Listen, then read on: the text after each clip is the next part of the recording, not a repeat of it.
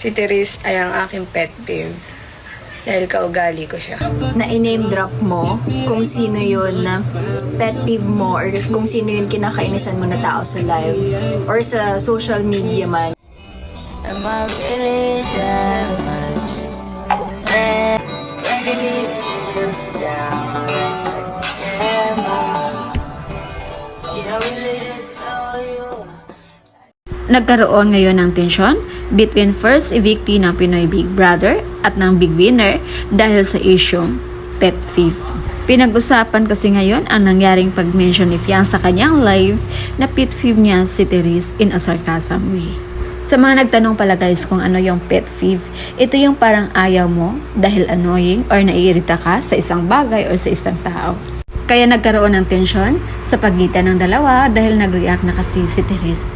Ang sabi nito, hindi necessary na dapat mag-name drop kung sino ang taong kinainisan mo sa iyong live. Pero nung pagkasabi ni Fiang noon, sarcasm kasi, hindi na-gets ni Therese or parang hindi sila kayo. Naging pet peeve niya umano si Therese dahil kaugali daw sila. Pero ang naging dating kasi kay Therese is parang nag-spread daw ng hate si Fiang. Parang ginamit pa daw nito ang pagiging influencer to spread hate. Dapat daw kasi use your influence in a right way.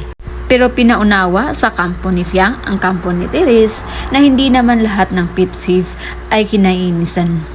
May mga naging pet peeve mo ang isang tao dahil nakita mo ang ugali mo sa kanya.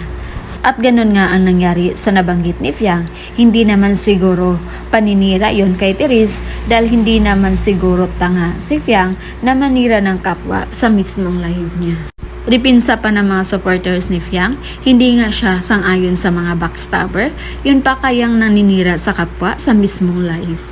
May mga tao naman na naintindihan yung naging reaksyon ni Therese dahil hindi naman daw sila close ni Fiang para makapagsalita ng ganon si Fiang sa kanya.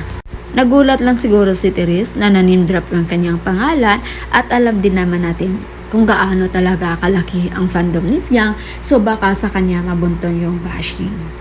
Gayunpaman, hindi lang naman si Therese yung sinabihan ni Fiang na pet peeve dahil sa loob pa lang ng bahay sinabi niya din na pet peeve niya si JM. Pero look at them now, sobrang close nila sa isa't isa.